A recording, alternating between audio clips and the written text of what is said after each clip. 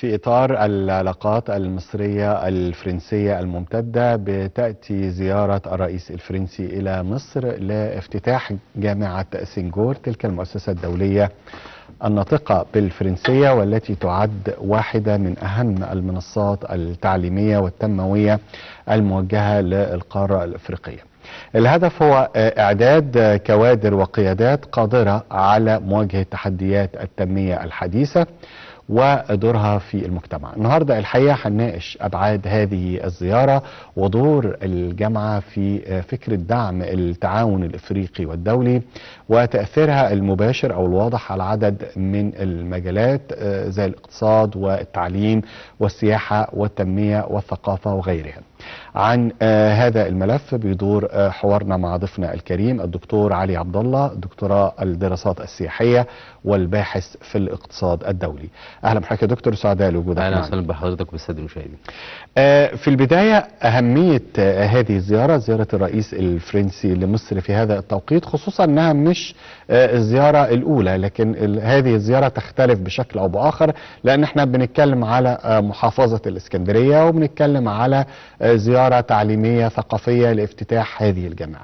رؤيه حضرتك ليها ايه؟ والله دايما رؤيتي للزيارات الخاصه برؤساء الدول لاي دوله، دايما الرئيس بيكون بيحمل هويه او ثقافه الدوله اللي هو يعني بيجي منها، يعني وخاصه لما تكون دوله مؤثره وقويه زي فرنسا. ما ننكرش ان فرنسا هي سابع اقوى اقتصاد في العالم، ودوله مؤثره جدا في محيطها وخاصه في الاتحاد الاوروبي، ودوله عضو في مجلس الامن، عضو دائم في مجلس الامن، ودوله نوويه في بكل المعايير، ودوله لاعبه في الاتحاد الافريقي. تاريخها مرتبط ارتباط جذري، سواء كان حتى في التاريخ المصري فتره القرن ال18 وال19 هو قرن ال20. فكل ده له دلاله كبيره جدا، دلاله ان فرنسا دولة قوية جدا بتتعامل من منطلق انها بتتعامل مع دولة قوية في محيطها الا وهي مصر. فرنسا لو هنتكلم في الفترة السابقة خسرت كتير جدا في افريقيا وعلى ارض الواقع المتابع للشأن الفرنسي، فكان لابد ان يكون في بديل قوي ومنفذ للدخول لافريقيا، وخاصة لما تكون الدولة دي دولة عربية مؤثرة في محيطها، وكانت طبعا مصر هي المدخل لبوابة افريقيا لاسباب كتيرة جدا جدا جدا، منها اولا العلاقات الفرنسية المصرية، علاقات ممتدة على جزر التاريخ. الحاجة الثانية العلاقات الاقتصادية، مصر التبادل ما بين مصر وفرنسا يكاد يكون من أكبر دول العالم، العلاقات التجارية بينها وبين مصر وفرنسا علاقات قوية جدا. مصر بتصدر لفرنسا أكثر من مليار دولار، وده رقم ضخم جدا. إجمالي الاستثمارات الفرنسية في مصر يتجاوز 7 مليار. فرنسا مرتبطة في أغلب المجالات المصرية. لو هنتكلم على فترة الثمانينات، مترو الأنفاق، أول مترو أنفاق تم إنشاؤه في مصر سنة 1986 كان بالشركات الفرنسية. لو هنتكلم كمان على عدد كبير جدا من المجالات سواء كانت الاتصالات أو كافة المجالات، فطبعا الزيارة لها زخم سياسي ولها زخم اقتصادي ولها زخم معرفي. طبعا كان الأولوية للزيارة دي وعلى رأسها افتتاح الجامعة الدولية جامعة سنغور. مفيش دولة في العالم رؤساء بيجتمعوا، وخاصة لما تكون دولة قوية بيروح رئيس الدولة بنفسه يروح يفتتح جامعات كتيرة جدا. ويمكن ده اللي مدي هذه الزيارة خصوصية يا دكتور، لأن العلاقات الحقيقة المصرية الفرنسية زي ما بنتحدث دائما نقول علاقات قوية وفيها اتفاق في الرؤى في كثير من القضايا السياسية والاقتصادية.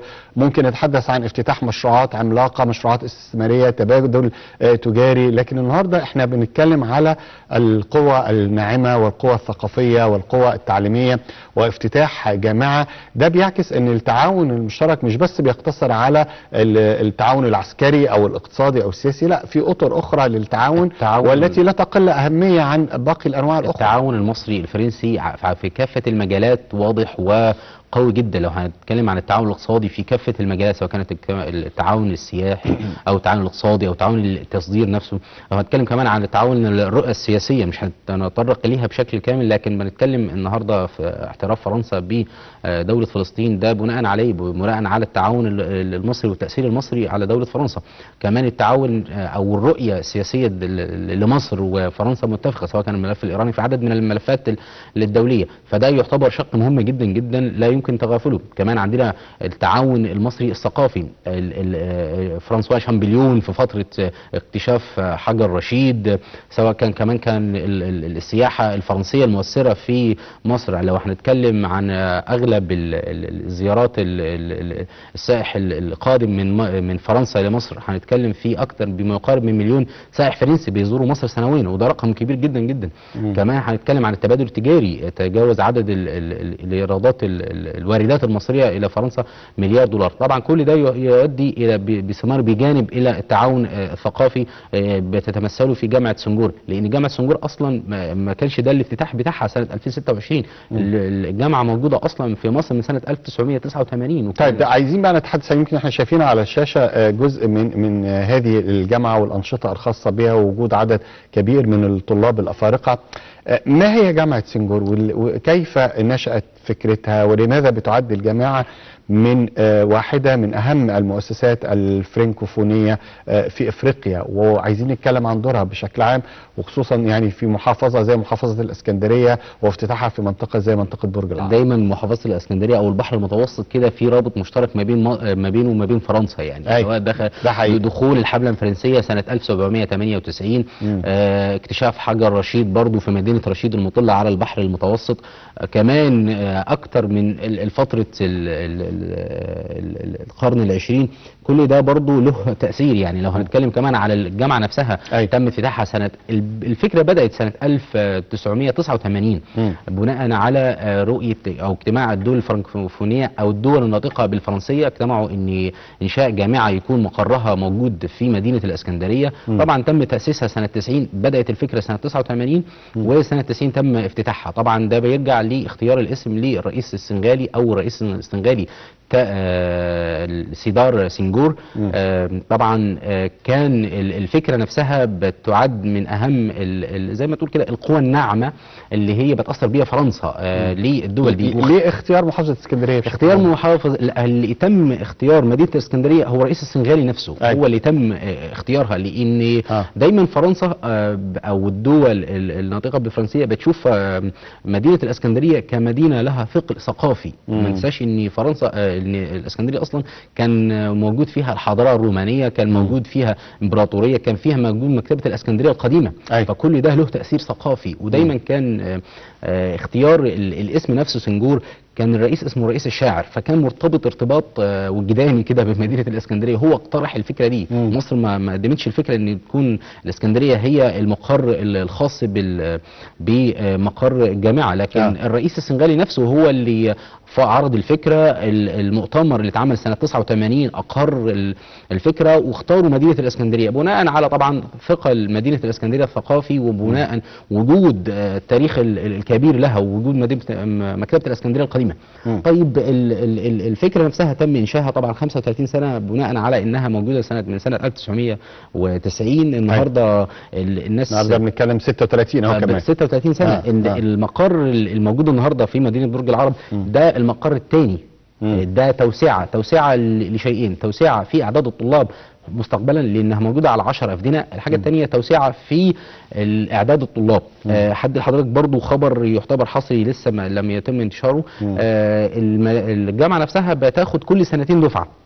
السنه دي رئيس الجامعه الدكتور هاني هلال اعلن ان بناء على الطلبات وبناء على طبعا الزخم اللي وصلت له الجامعه من دعايه وحضور الرؤساء فيها، هيكون كل سنه فيها دفعه جديده. كل سنه مش كل سنتين؟ كل سنه كل سنه. هي لها من 35 سنه كل سنتين. من الدفعه القادمه ان شاء الله هتكون كل سنه. وده هيزود الاعداد اللي فيها. اجمالي عدد الخارجين فيها من بدايه تاسيسها حتى النهارده اكثر من 4000 كادر. هي مش بتاخد البكالوريوس، هي بتاخد الدراسات العليا، الماجستير والدكتوراه. طيب عايزين نتكلم على اهداف هذه الجامعه اكثر والطلاب الافارقه اللي بيدرسوا داخل هذه الجامعه، لكن اسمح لنا اننا نخرج لهذا الفاصل ونرجع ونكمل حديثنا عن هذا الملف. خليكم معنا.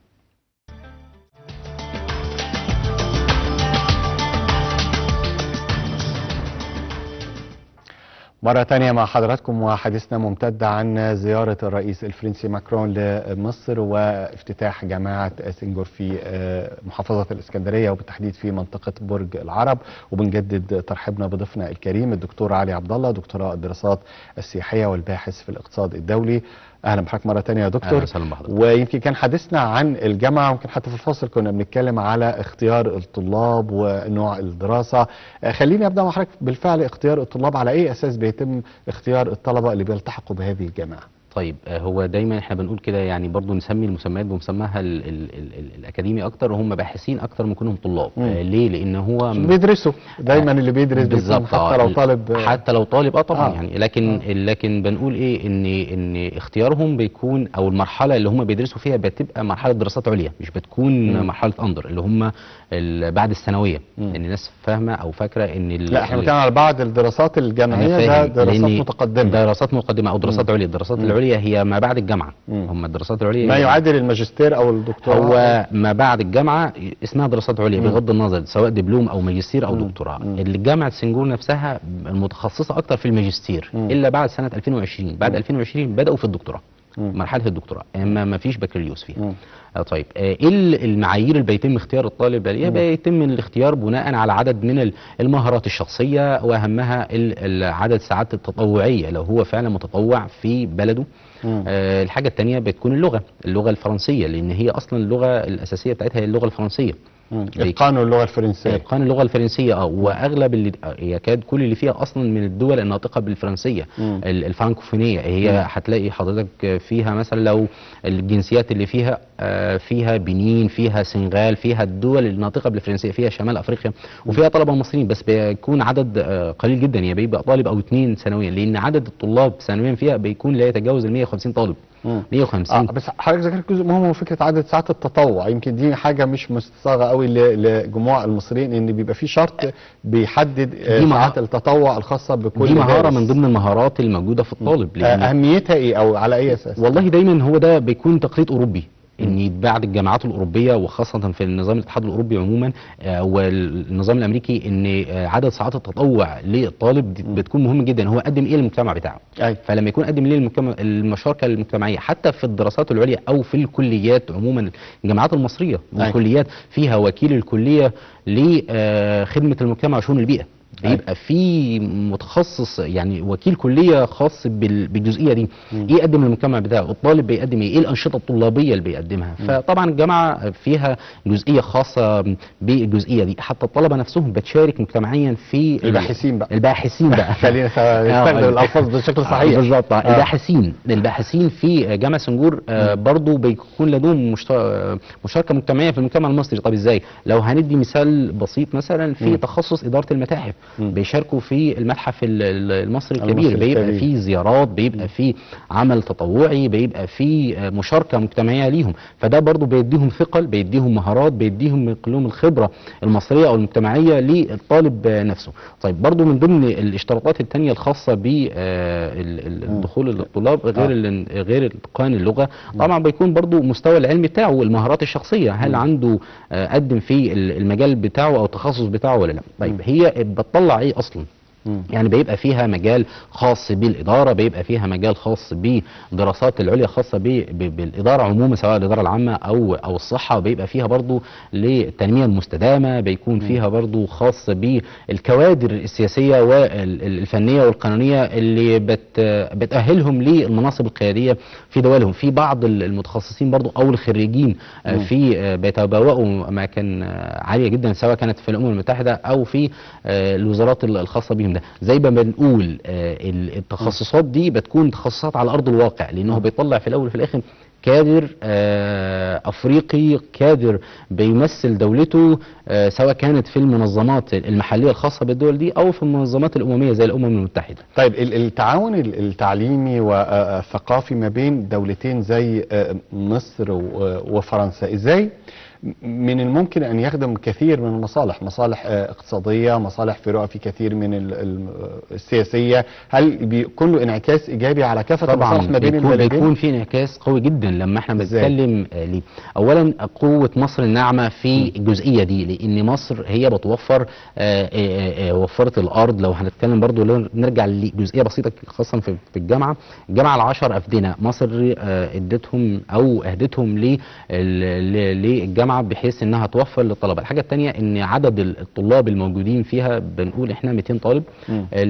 بعد كده ان تكلفه الطالب سنويا بتتجاوز 10,000 يورو. الطالب بيدفع 300 يورو بس تسجيل، فكل ده له 300 يورو من 10,000 ده وبتتحمل الدول المنحه وفرنسا. الدول المنحه هي في اكتر من دوله طبعا داعمه، ومنهم ضمنهم مصر، منها فرنسا طبعا داعمه، منها كندا، ومنها كمان دوله بلجيكا، ومنها كمان دوله سويسرا، او الدول من الاخر الدول الناطقه بالفرنسيه. هي الدول دي متحمله للتكاليف الخاصه، ومن ضمنهم طبعا مصر متحمله لتكلفه الطالب. طيب نرجع برضو هل ده بينعكس؟ طبعا بينعكس على البلدين، بينعكس على فرنسا وبينعكس على مصر، وخاصه لما يكون في تبادل ثقافي ما بين الدولتين. مصر بتكسب من ضمنها زي ما بنقول كده ذاكره الشخص لما يكون اتعلم في مكان واخد خبره المكان، وزي ما احنا كنا بنشوف في الستينات ازاي مصر، وكان الرئيس جمال عبد الناصر حريص ان يكون في كوادر افريقيه متعلمه في مصر، ازاي ده انعكس على العلاقات المصريه الافريقيه. النهارده برضو بنشوف ده ازاي بينعكس العلاقات المصريه الافريقيه من خلال لما يكون طالب او كادر اتعلم في مصر، ازاي ده انعكس في العلاقات المصريه الافريقيه. طيب العلاقات المصريه الفرنسيه هل ده بينعكس طبعا بالايجاب، سواء كان من الناحيه الثقافيه او من الناحيه الاقتصاديه او من الناحيه السياسيه، لان بنترجم ده على ارض الواقع. الرؤيه السياسيه المصريه متفقه، الرؤيه الاقتصاديه المصريه في اكتر من مجال النهارده برضو في اكتر من مجال تم اتفاق عليه ما بين مصر وفرنسا، طبعا زي مجالات الاتصالات، الذكاء الاصطناعي، مجالات الطاقه. في مجال مهم جدا جدا احنا برضو بنستفاد بيه الا هو مجال السياحه. النهارده مصر بتستفيد من الكوادر البشريه والكوادر الفنيه والكوادر التعليميه الموجوده في فرنسا. مصر استضافت في العام المنصرم 2025 اكتر من 100 مليون سائح. مصر بحاجه للاستفاده من هذه صحيح. الخبرات، فده بينعكس برضو بناء على الثقافات او الزيارات الخاصه ما بين القيادات السياسيه، سواء كان الرئيس المصري عبد الفتاح السيسي او الرئيس الفرنسي ماكرون.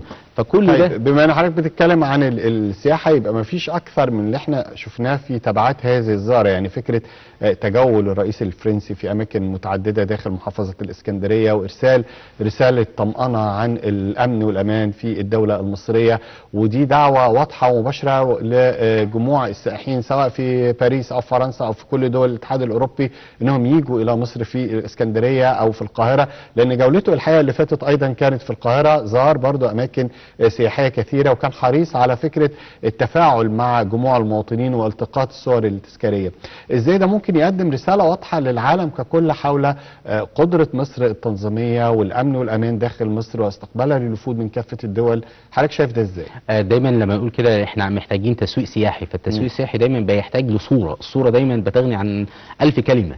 فلما نشوف رئيس دوله قويه زي دوله فرنسا، دوله اقتصادها من اقوى اقتصادات العالم، ترتيبه السابع في العالم، مع رئيس المصري بيتجولوا في الشوارع بالشكل ده، ده بينعكس تماما على السائح الفرنسي، وكمان بينعكس على السائح الاوروبي، لان الاوروبيين متابعين للرئيس الفرنسي والزيارات دي، فده بينعكس. الحاجه الثانيه كمان التسويق، في تسويق بيحتاج لدعايه وبيحتاج لتكلفه، ما فيش افضل من دي تسويق لمصر وللاماكن السياحيه والاثريه بالشكل ده. الحاجه الثانيه برضو بيبقى في من ضمن العوامل التسويقيه والسياحيه اللي هي مش متشافه الا هو الامن. احنا لو فضلنا نقول مليون سنه ان الدنيا امان الدنيا امان، ما فيش افضل من الصوره اللي تم التقاطها والصور التذكاريه، والناس اللي بتاخد سيلفي مع رئيس فرنسا في الشارع. شفنا الناس ماشيه في الشوارع والتاكسيات والمواصلات بالظبط. انا شفت فيديو متداول كده بيقول ده العادي عندنا، الناس بتعدي كده في سيدي بشر بتتمشى عادي، ورئيس الدوله بيتمشى، رئيس دوله فرنسا. ما شفناش الاجراءات الحاسمه او فكره، لا ابدا خالص. احنا خرجنا من المرحله دي، مع مرحله الوضع الامني السيء، مرحله التجديد الامني. لا النهارده هو موجود طبعا الاجراءات الامنيه طبيعيه، الطبيعيه مش المشدده، مش لان ده المشددة. بيدي برضو انعكاس قوي جدا ان مصر امان، وده برضو انعكس على ارض الواقع. النهارده مصر في 2025 عدد السائحين اللي وصل فيها كام؟ 19 مليون سائح، وده رقم ضخم جدا، والمردود الاقتصادي بتاعه اكتر من 16 مليار دولار. فكل ده له تاثير ايجابي قوي جدا، تاثير في الصوره النمطيه والصوره الذهنيه عند السائح. ما الفرنسي برضو شايف رئيس بلده موجود في جمهوريه مصر العربيه، برضو بيفتح الزخم لزياره مدينه الاسكندريه. ليه الاسكندريه بالذات؟ وكمان بيفتح الزخم للدول الافريقيه. ما هو برضو عندنا فرنسا مرتبطه سياسيا وثقافيا بالدول الافريقيه، برضو ده بيفتح الزخم. النهارده عندنا اكتر من 350 فرد حوالين العالم او شخص حوالين العالم ناطق باللغه الفرنسيه، فده برضو يعتبر برضو دعايه كبيره جدا. كل ده له تاثيرات ايجابيه. بنقول كل ده طبعا الاعلام الفرنسي والاعلام الاوروبي والاعلام المصري نقل الصوره كما هي بدون مونتاج، بتبقى الصوره لايف على صحيح. العالم كله. ان ازاي في دوله رئيسها رئيس فرنسا بيتمشى في الشارع بياخد صور سيلفي مع الناس، الدنيا متاحه. برضو كل ده بيأثر اقتصاديا، بيأثر اجتماعيا، بيأثر سياسيا. في اتفاقيات تم الاتفاق عليها من مع الحكومه المصريه في عدد من المجالات. طبعا كان الابرز هو افتتاح الجامعه. عندنا مجال الطاقه برضو الخبرات الفرنسيه، ومجال الذكاء الاصطناعي، مجال كمان عندنا المترو اللي بيتم وجوده في مدينه الاسكندريه. لما شفنا المره اللي فاتت، الزياره اللي فاتت للرئيس الفرنسي لما كان بيتفاوض مع الرئيس السيسي، قالوا عقد الصيانه هيكون في جزء تتحمله فرنسا. كل ده بالتاثير المصري على دوله فرنسا. هنقول ان الزيارات دايما لها بعد ثقافي، زي ما احنا شفنا تأثير التعليم، بعد سياحي، وبعد كمان بعد اقتصادي.